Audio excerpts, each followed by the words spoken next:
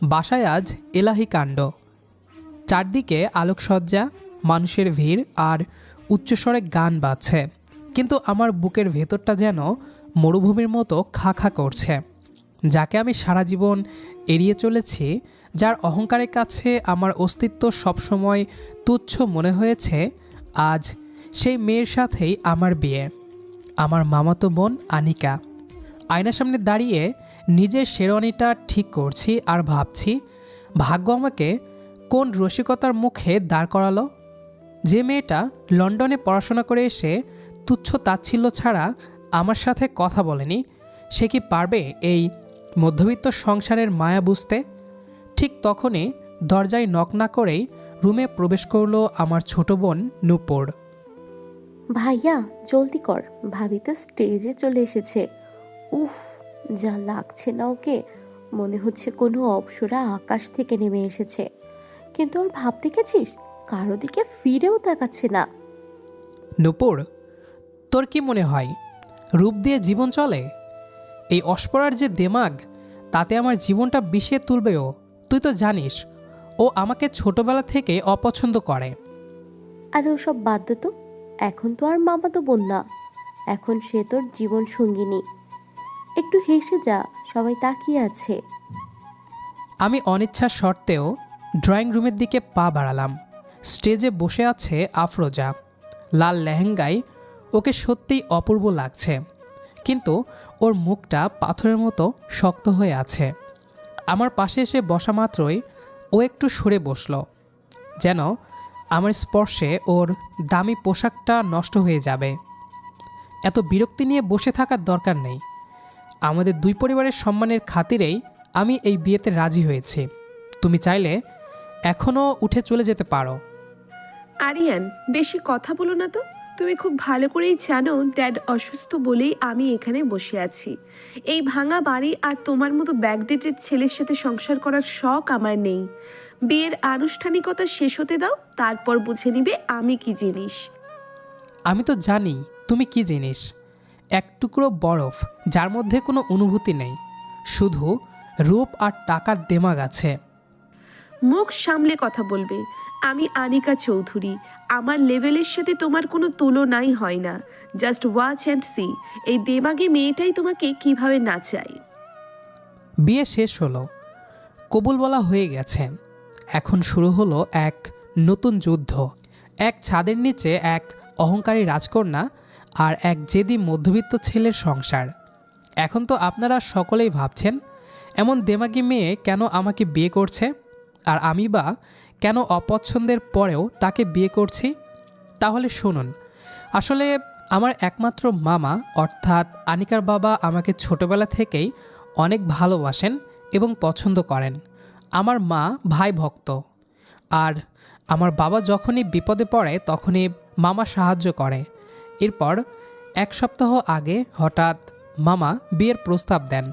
আমার বাবা মাও আনিকার আচার আচরণ সম্পর্কে জানে, কিন্তু তারপরেও কেউই মামাকে বারণ করতে পারেনি, কারণ মামা সবসময়ই আমাদের সকল বিপদে পাশে থেকেছে। এখন কোন মুখে মামাকে বারণ করবে? আর আমি কখনো আমার বাবা মায়ের ওপর কথা বলিনি। তো আশা করি সবাই বিয়ের কাহিনীটা বুঝতে পেরেছেন। তো এখন বসে আছি গাড়িতে আনিকার পাশে, আমার বাড়িতে যাচ্ছি। অন্য মেয়েরা তো বাবার বাড়ি ছেড়ে যাওয়ার সময় কান্না করে, কিন্তু আনিকা একটু কান্না করেনি। গাড়িটা যখন আমাদের বাড়ির সামনে এসে থামল, রাত তখন প্রায় 1টা। নূপুর আর পাড়ার ভাবিরা মিলে বেশ ঘটা করেই আনিকাকে বরণ করে নিল। আনিকার মুখে সেই একই বিরক্তি, যেন এই কাদামাটির উঠোন আর ছোট গেট দিয়ে ভেতরে ঢোকাটাই ওর জন্য বড় কোনো শাস্তি। উফ, এখানে তো মশা কেন আরিয়ান? আর তোমাদের এই ঘরের সিলিং ফ্যানটা কি যুদ্ধ করছে নাকি? শব্দে তো কান ফেটে যাচ্ছে। এটা লন্ডন না আনিকা, এটা আমাদের মধ্যবিত্ত শান্তির নীড়। ফ্যানের শব্দ সহ্য করতে না পারলে জানালা খুলে দাও, বাইরের বাতাস খাও। জানালা খুলবো যাতে সব মশা এসে আমাকে কামড়ায়? অসম্ভব। শোনো, আমি এই রুমে এক রাতও কাটাতে পারবো না। কাল সকালেই আমি ড্যাডের সাথে কথা বলবো। আমাকে কোনো ভালো হোটেলে শিফট হতে হবে। ভাবি, আজ রাতটা কষ্ট করে থেকে যাও না। মা নিজ হাতে তোমাদের ঘর সাজিয়েছে, দেখো কত সুন্দর রজনীগন্ধা দিয়ে খাট সাজানো। আনিকা খাটের দিকে তাকিয়ে তাচ্ছিল্যের হাসি দিয়ে বলে, রজনীগন্ধা? ড্যামচিট, আমার এই ফুলের গন্ধে অ্যালার্জি আছে। আরিয়ান, এইসব আবর্জনা এখনই সরাও এখান থেকে। আমি এসব সস্তা ডেকোরেশনের মধ্যে ঘুমোতে পারবো না। আমি দেখলাম মা দরজার আড়াল থেকে সব শুনছেন। মায়ের মুখটা ছোট হয়ে গেল।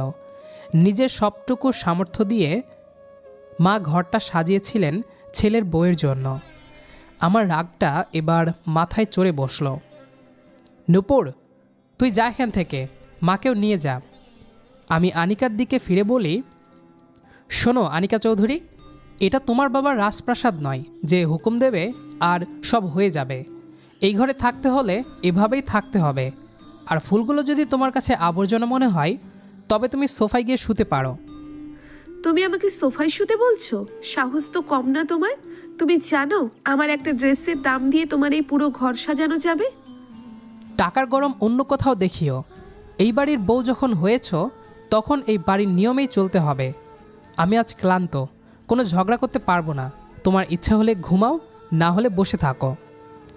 আমার গায়ের শেরওয়ানি খুলে আলনায় রাখলাম এবং বিছানার একপাশে শুয়ে পড়লাম। আনিকা রাগে ফুঁসতে ফুঁসতে খাটের অন্য কোণে বসল। সারা রাত ও ঘুমানো তো দূর, মোবাইল টিপতে টিপতে আর বিরক্তি প্রকাশ করতে করতেই কাটিয়ে দিল।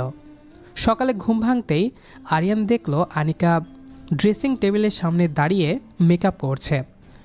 সকাল সকাল এত সাজগোজ দেখে আরিয়ান অবাক হলো। এত সকালে এত সাজগোজ কেন? কোথাও যাচ্ছ নাকি? আনিকা আয়নায় নিজের প্রতিচ্ছবি দেখতে দেখতে বলে, ড্যাড গাড়ি পাঠাচ্ছে। আমি এই জারাজীর্ণ বাড়িতে নাস্তা করতে পারবো না। আমি বাইরে গিয়ে ব্রেকফাস্ট করব। আর হ্যাঁ, তোমার মাকে বলে দিও যেন আমার জন্য অয়েলি কোনো খাবার না বানাই। আই হেট দেশি ব্রেকফাস্ট। আমি হেসে বললাম, তোমার ড্যাড তোমাকে অনেক আদর দেয় ঠিকই, কিন্তু আজ তিনি তোমাকে নিতে আসতে পারবেন না। আমি জানি তিনি অসুস্থ, আর আজ আমাদের বাড়িতে মেহমান আসবে। তোমাকে থাকতে হবে। হট! আমি কেন থাকবো? তোমার ওই পাড়াপড়শির সাথে বসে গল্প করার রুচি আমার নেই। ঠিক তখনই আরিয়ানের মা ঘরে ঢুকলেন হাতে নাস্তার ট্রে নিয়ে। মা আনিকা, এই নাও পরোটা আর ভাজি, নিজের হাতে বানিয়েছি, একটু মুখে দিয়ে দেখো মা। আনিকা ট্রেটার দিকে এমনভাবে তাকালো যেন কোনো বিষাক্ত কিছু রাখা হয়েছে। সে হাত দিয়ে ট্রেটা সরাতে গিয়েই গ্লাস উল্টে মায়ের গায়ে পানি পড়ে গেল। Oh no! দেখলেন তো কি হলো? আমি বলেছি না আমি এসব খাবো না। কেন জোর করছেন? আনিকা, মায়ের গায়ে পানি পড়েছে, একটা সরিও বলতে পারছো না? তোমার কি একদমই সৌজন্যবোধ নেই? সরি কেন বলবো? ভুলটা তো ওনার। উনি কেন এটা নিয়ে আমার সামনে আসলেন? Just leave me alone. Aryan মায়ের দিকে তাকালো। মায়ের চোখে জল টলমল করছে, কিন্তু তিনি কিছু বললেন না। মুখ নিচু করে ঘর থেকে বেরিয়ে গেলেন। আরিয়ানের মনে হলো তার কলিজায় কেউ টান দিয়েছে। যে মা তার জন্য পৃথিবী, সেই মায়ের এই অপমান সে সইতে পারছে না। আনিকা, তুমি আমার সাথে যা ইচ্ছা করো, সহ্য করব, কিন্তু আমার মায়ের সাথে যদি আবার কোনোদিন এরকম ব্যবহার করো তবে মনে রেখো, আমি লন্ডনের জেন্টালম্যান না, আমি এই মাটির ছেলে। আমি জানি কিভাবে বেয়াদবদের শিক্ষা দিতে হয়। শিক্ষা দেবে তুমি? ট্রাই করে দেখতে পারো আরিয়ান। এই আনিকা চৌধুরীকে দাবিয়ে রাখার ক্ষমতা তোমার মতো সাধারণ ছেলের নেই। আরিয়ান আর কথা বাড়ালো না। সে বুঝল এই পাথরকে গলাতে হলে অন্য কোনো পথ ধরতে হবে। এদিকে আনিকা ফোন বের করে কাউকে টেক্সট করছে আর মিটিমিটি হাসছে। আরিয়ানের মনে হলো সামনে কোনো বড় ঝড় আসছে। আরিয়ান ড্রয়িং রুমে বসে নাস্তা করছিল, কিন্তু তার মন পড়েছিল আনিকার জেদি আচরণের দিকে। ঠিক তখনই আনিকার ফোনটা বেজে উঠল। আনিকা বাথরুমে ছিল, ফোনটা বিছানার ওপর পড়ে আছে। আরিয়ান সাধারণত কারো ফোনে হাত দেয় না, কিন্তু স্ক্রিনের নামটা দেখে তার ভ্রু কুঁচকে গেল। জায়ান, পাশে একটা হার্ট ইমোজি। আরিয়ান ফোনটা ধরল না, কিন্তু আনিকা বাথরুম থেকে বেরিয়ে তড়িঘড়ি করে ফোনটা ছো মেরে নিয়ে নিল। তার চোখে মুখে একটা লুকোচুরি ভাব। কে ফোন দিয়েছিল? জাইনকে? আনিকা একটু থতমত খেয়ে পরক্ষণেই সামলে নিয়ে বলে, আমার পার্সোনাল ম্যাটার নিয়ে মাথা না ঘামালেই ভালো করবে আরিয়ান। জাইন আমার লন্ডনের friend. He is very special to me. তোমার মতো ব্যাকডেটেড কারোর সাথে ওকে তুলনাও করা যায় না। স্পেশাল মানে? তোমার বিয়ে হয়ে গেছে, এটা কি ও জানে? বিয়ে? এটাকে তুমি বিয়ে বলো? এটা জাস্ট একটা এগ্রিমেন্ট ড্যাডের জন্য। জাইন কাল পরশুর মধ্যেই বাংলাদেশে আসছে। ও আসলে আমি ওর সাথেই টাইম স্পেন্ড করব। তুমি যেন মাঝখানে এসে কোনো সিন ক্রিয়েট না করো। আরিয়ানের ভেতরটা জ্বলে উঠল। নিজের স্ত্রীর মুখে অন্য পুরুষের গুণগান আর তাকে স্পেশাল বলাটা কোনো স্বামী সহজভাবে নিতে পারে না। তবে আরিয়ান নিজেকে শান্ত রাখল। সে জানে রেগে গেলে আনিকা আরও পেয়ে বসবে। দুপুরের ঘটনা। দুপুরে বাড়িতে বেশ কিছু আত্মীয় এসেছে নতুন বউ দেখতে। আরিয়ানের মা সবাইকে নিয়ে ব্যস্ত। তিনি বারবার আনিকাকে ডাকার চেষ্টা করছেন, কিন্তু আনিকা ঘরের দরজা বন্ধ করে ভেতরে এসিতে বসে আছে। মা মেহমানদের সামনে লজ্জায় পড়ে যাচ্ছেন দেখে আরিয়ান রুমে গেল। আনিকা, বাইরে মেহমানরা এসেছে, অন্তত 10 মিনিটের জন্য হলেও একটু বাইরে চলো। মা খুব বিব্রত হচ্ছেন। আনিকা ল্যাপটপে কাজ করতে করতে বলে, আমি কি তোমার বাড়ির শোপিস যে সবাইকে মুখ দেখাতে হবে? আমি পারবো না। আর এই গরমে ওই অশিক্ষিত মহিলাদের সাথে বসে গসিপ করার কোনো ইন্টারেস্ট আমার নেই। তুমি কি আসবে, নাকি আমি তোমাকে হাত ধরে নিয়ে যাব? আমার মা সবার কাছে ছোট হচ্ছে, এটা আমি হতে দেব না। আরিয়ানের চোখের দিকে তাকিয়ে আনিকা একটু দমে গেল। আরিয়ানের চোখে আজ এক অদ্ভুত তেজ। আনিকা অনিচ্ছা সত্ত্বেও উঠে দাঁড়ালো। ফাইন, যাচ্ছি, কিন্তু মনে রেখো এর বদলা আমি নেবই। বাইরে আসতেই আরিয়ানের বড় খালা আনিকাকে দেখে বলে উঠলেন, ও মা, বউ তো মাশাল্লাহ পরীর মতো। তা মা, রান্নাঘরে গিয়ে আমাদের জন্য একটু শরবত বানিয়ে আনো তো, দেখি তোমার হাতের কাজ কেমন। আনিকা খালার দিকে এমনভাবে তাকালো যেন তাকে এখনই চিবিয়ে খাবে। এক্সকিউজ মি, আমি কি এখানে বুয়া হিসেবে এসেছি? আপনারা শরবত খেতে চাইলে কাজের লোককে বলুন, আমি রান্নাঘরে ঢোকার জন্য আসিনি। পুরো ড্রয়িং রুম নিস্তব্ধ হয়ে গেল। আরিয়ানের মা মাথা নিচু করে রান্নাঘরের দিকে পা বাড়ালেন। আরিয়ান এবার আর চুপ থাকতে পারল না। খালা, আপনি বসুন, আনিকা জাস্ট মজা করছে। আনিকা, রান্নাঘরে গিয়ে শরবতটা নিয়ে এসো, আমি তোমাকে হেল্প করছি, চলো। আরিয়ান এক প্রকার জোর করেই আনিকাকে রান্নাঘরে নিয়ে গেল। ছাড়ো আমার হাত, তুমি আমাকে সবার সামনে ইনসাল্ট করলে। ইনসাল্ট তুমি নিজেকে করছো আনিকা। মানুষের সাথে কিভাবে কথা বলতে হয় সেটা লন্ডনের ইউনিভার্সিটিতে শেখায়নি। শরবতের জগটা ধরো আর গিয়ে সবার সামনে ক্ষমা চেয়ে এটা সার্ভ করো। নেভার, আমি এটা করব না। ঠিক তখনই আনিকার ফোনে আবার জাইনের মেসেজ এলো। বেবি, আমি এয়ারপোর্টে ল্যান্ড করেছি, কাল দেখা হচ্ছে তো। আনিকা মেসেজটা দেখে আরিয়ানের দিকে তাকিয়ে একটা শয়তানি হাসি দিল। আচ্ছা ঠিক আছে, আমি শরবত দিচ্ছি, কিন্তু কাল আমি সারা দিনের জন্য বাইরে যাব। জাইন আসছে, আমি ওর সাথে ডিনার করব। তুমি কিন্তু বাধা দেবে না। আরিয়ানের বুকটা কেঁপে উঠল। একদিকে পরিবারের সম্মান, অন্যদিকে আনিকার এই বেপরোয়া জেদ। সে কি করবে বুঝতে পারছে না। পরদিন সকালে আনিকা খুব যত্ন করে সাজল। নীল রঙের একটা দামি ওয়েস্টার্ন ড্রেস পরে সে যখন তৈরি, আরিয়ান তখন ঘরের কোণে চুপচাপ বসে বই পড়ছিল। আরিয়ানের শান্ত ভাব দেখে আনিকা যেন আরও বেশি তাচ্ছিল্য অনুভব করল। আমি বের হচ্ছি। জাইন সিটি সেন্টারের একটা দামি রেস্টুরেন্টে আমার জন্য ওয়েট করছে। তোমার মতো কারোর সাথে ডাল ভাত খাওয়ার চেয়ে ওর সাথে ক্যান্ডেল লাইট ডিনার অনেক বেটার। আরিয়ান কোনো কথা বলল না, শুধু একবার মাথা তুলে তাকালো। সেই দৃষ্টিতে রাগ ছিল না, ছিল একরাশ অবজ্ঞা। আনিকা গটগট করে বেরিয়ে গেল। আরিয়ানও তার কিছুক্ষণ পর নিজের বাইকটা নিয়ে বের হলো। রেস্টুরেন্টের দৃশ্য। আনিকা খুব খুশি মনে রেস্টুরেন্টে ঢুকলো, কিন্তু ভেতরে ঢুকতেই তার পায়ের তলার মাটি সরে গেল। দেখল জাইন একটা কর্নারের টেবিলে বসে আছে এবং তার হাত ধরে বসে আছে অন্য একটা মেয়ে। তারা খুব ঘনিষ্ঠ হয়ে হাসাহাসি করছে। আনিকা দ্রুত পায়ে তাদের টেবিলের সামনে গিয়ে দাঁড়ালো। জাইন, এ কি দেখছি আমি? এই মেয়েটা কে? আরে আনিকা, তুমি? Meet my girlfriend Remi.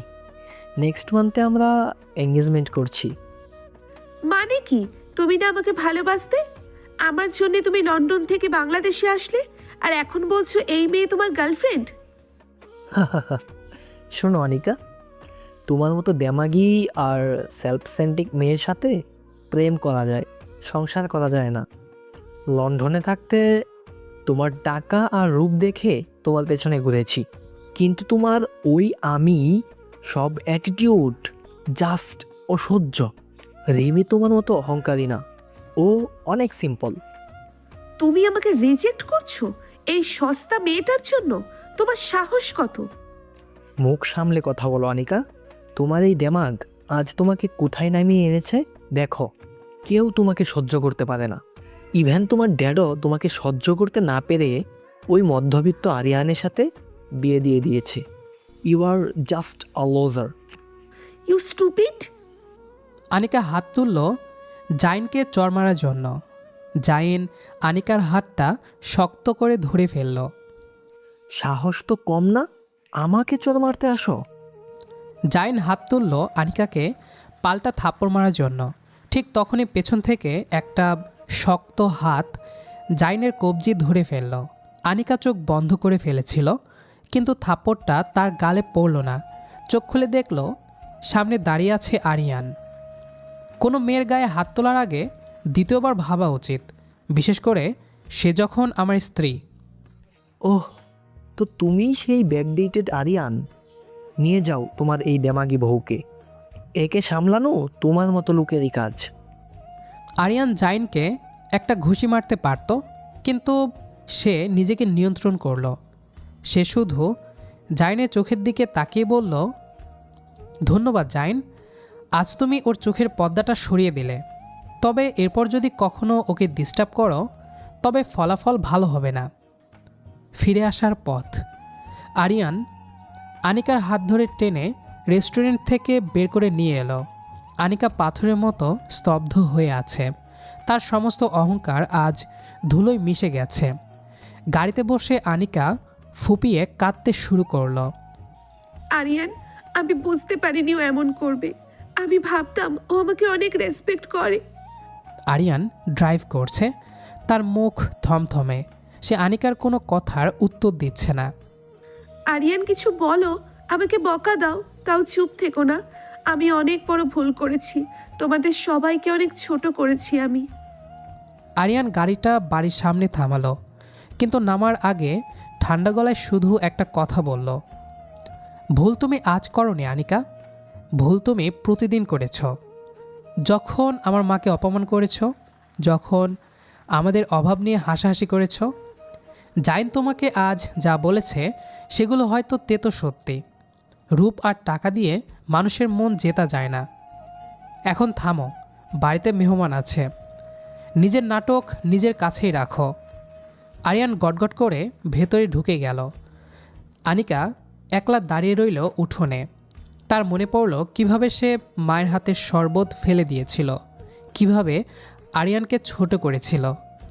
আজ জাইনের ওই একটা থাপ্পড় মারার চেষ্টা আর আরিয়ানের তাকে বাঁচানো, এই দুয়ের মাঝে সে নিজের আসল পরিচয়টা খুঁজে পেল। সে বুঝতে পারল যাকে সে ব্যাকডেটেড বলে ঘৃণা করত, দিন শেষে সেই মানুষটাই তার প্রকৃত সম্মান রক্ষা করেছে। বাড়ি ফেরার পর থেকেই আনিকা একদম চুপচাপ। তার সেই দাপট, চিৎকার আর কথায় কথায় তুচ্ছ তাচ্ছিল্য করা সব যেন কোথায় হারিয়ে গেছে। সে ঘরে গিয়ে আয়নার সামনে দাঁড়ালো। আজ সাজসজ্জা ধুয়ে মুছে গেছে, শুধু চোখের নিচের কাজল লেপ্টে একাকার। নিজেকে নিজের কাছেই খুব অচেনা মনে হচ্ছে তার। সে দেখল মা রান্নাঘরে কাজ করছেন। আনিকা ধীরে ধীরে সেখানে গিয়ে দাঁড়ালো। খালামণি, আপনি কি অসুস্থ? আমি একটু সাহায্য করব? মা খুব অবাক হয়ে আনিকার দিকে তাকালো। যে মেয়ে কাল শরবতের গ্লাস ফেলে দিয়েছিল সে আজ সাহায্য করতে চাইছে। না রে মা, ঠিক আছে, তুই বরং গিয়ে একটু জিরিয়ে নে, তোর শরীরটা ভালো মনে হচ্ছে না। আনিকা কিছু বলতে চেয়েও পারল না। সে বুঝতে পারল ক্ষমা চাওয়ার মতো মুখও সে রাখেনি। বিকেলে আরিয়ান অফিস থেকে ফিরল। আগে হলে আনিকা হয়তো ফোন নিয়ে ব্যস্ত থাকতো বা কোনো কটু কথা শোনাতো, কিন্তু আজ সে নিজেই এক গ্লাস জল নিয়ে আরিয়ানের সামনে দাঁড়ালো। আরিয়ান, পানি নাও, খুব তো টায়ার্ড দেখাচ্ছে তোমাকে। আরিয়ান পানির গ্লাসটার দিকে একবার তাকালো, তারপর আনিকার দিকে। কোনো কথা না বলে সে গ্লাসটা পাশ কাটিয়ে নিজের আলমারি থেকে তোয়ালে নিয়ে ওয়াশরুমে চলে গেল। এক ফোঁটা পানিও সে নিল না, এমনকি একটা শব্দও খরচ করল না। এই নীরবতা আনিকার কাছে চরের চেয়েও বেশি যন্ত্রণাদায়ক মনে হলো। রাতের খাবারের টেবিলে আনিকা সবার পাতে খাবার তুলে দেওয়ার চেষ্টা করল। নূপুর আর মা অবাক হয়ে একে অপরের দিকে তাকাচ্ছিল। আরিয়ান দ্রুত খেয়ে উঠে পড়ল। কি রে আরিয়ান, মাছটা তো নিলি না, তোর প্রিয় তো। ক্ষুধা নেই মা, আমি আসছি। আরিয়ান একবারের জন্য আনিকার চোখের দিকে তাকালো না। সে যেন দেওয়ালের সাথে কথা বলছে, কিন্তু আনিকার অস্তিত্ব তার কাছে নেই। ক্ষমা চাওয়ার রাত 11টা। আরিয়ান ল্যাপটপে কাজ করছিল। আনিকা অনেকক্ষণ দরজার কাছে দাঁড়িয়ে থাকার পর সাহস করে ঘরে ঢুকল। সে আজ নীল শাড়ি পরেছে, যেটা আরিয়ানের খুব পছন্দ ছিল বলে নূপুর একবার বলেছিল। আরিয়ান বিছানায় শুতে যাচ্ছিল, এমন সময় আনিকা তার সামনে এসে দাঁড়ালো। আরিয়ান পাশ কাটিয়ে যেতে চাইলে আনিকা তার হাতটা শক্ত করে ধরে ফেলল। আরিয়ান, প্লিজ একটা বার আমার কথা শোনো। এভাবে আমাকে এড়িয়ে যেও না। এর চেয়ে তুমি আমাকে মেরে ফেলো, তাও ভালো। আমি হাত ছাড়িয়ে নিয়ে শীতল গলায় জবাব দিলাম, তোমাকে মারার অধিকার বা ইচ্ছে কোনোটিই আমার নেই। তুমি তো অনেক বড় লেভেলের মানুষ আনিকা চৌধুরী। আমার মতো সাধারণ মানুষের সাথে তোমার কথা বলাটাই তো লস। আমি ভুল করেছি আরিয়ান। আমার টাকার অহংকার, আমার রূপের দিমাগ আমাকে অন্ধ করে দিয়েছিল।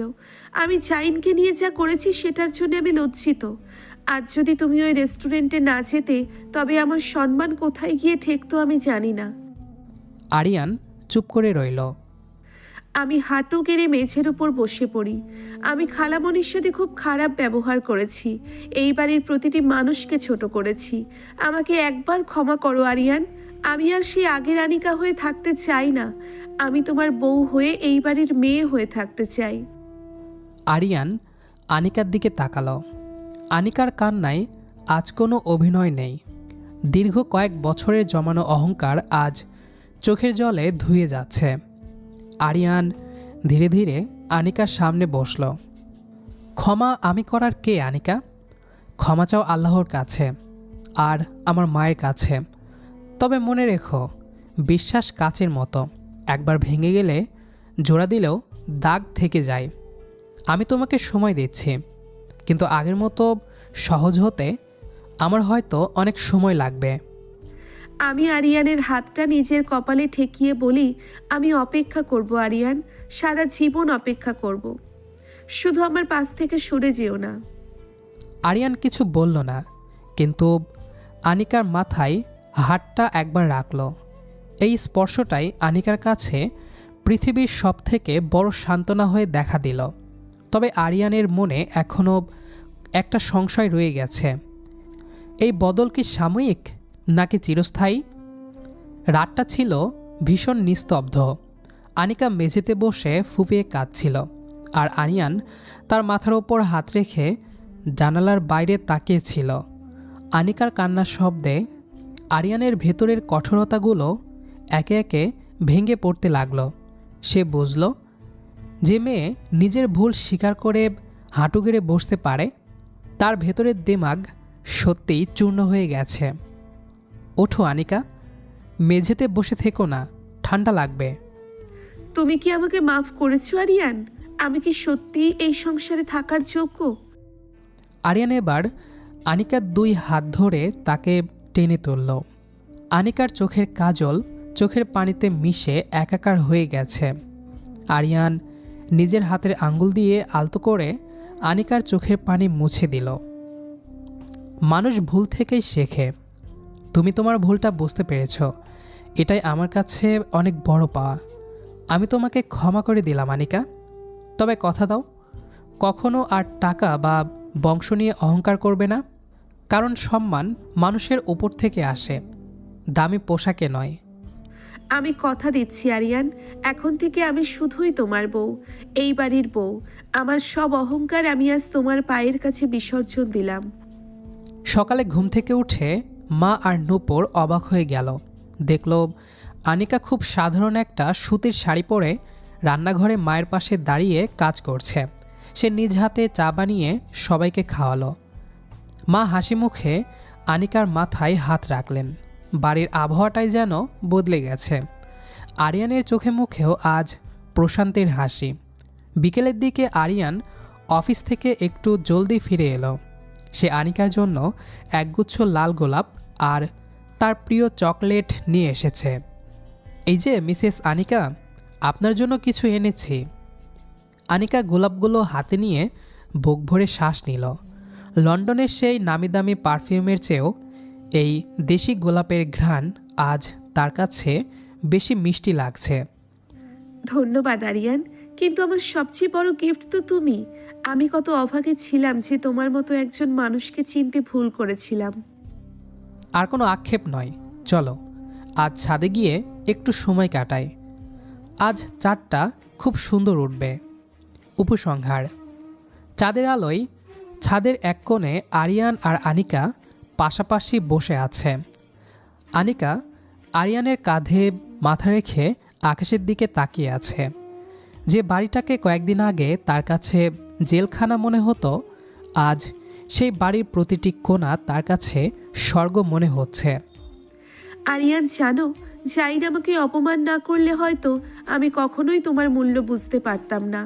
অনেক সময় মানুষের জীবনে শ্রেষ্ঠ সম্পদ পাওয়ার জন্যে একটা বড় ধাক্কার প্রয়োজন হয়। আমি আনিকার হাতটা নিজের হাতের মুঠোয় নেই, আর সেই ধাক্কাটাই আমাদের এক করে দিল। আজ থেকে আমাদের নতুন করে পথ চলা শুরু, যেখানে কোনো দেমাগ থাকবে না, থাকবে শুধু ভালোবাসা আর একে অপরের প্রতি সম্মান। আরিয়ান আনিকার কপালে আলতো করে ভালোবাসার চিহ্ন এঁকে দিল। আনিকা চোখ বুজে সেই স্পর্শ অনুভব করল। এক দেমাগী রাজকন্যার অহংকার আজ এক জেদি মধ্যবিত্ত ছেলের ভালোবাসার কাছে পরাজিত হলো। আর এই পরাজয়েই যেন তাদের জীবনের সবচেয়ে বড় জয় অর্জিত হলো।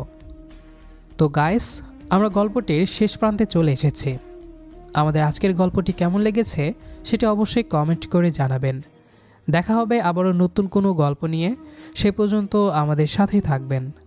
আর আমাদের আজকের গল্পটি যারা শেষ পর্যন্ত শুনেছেন তাদের সবাইকে অসংখ্য ধন্যবাদ।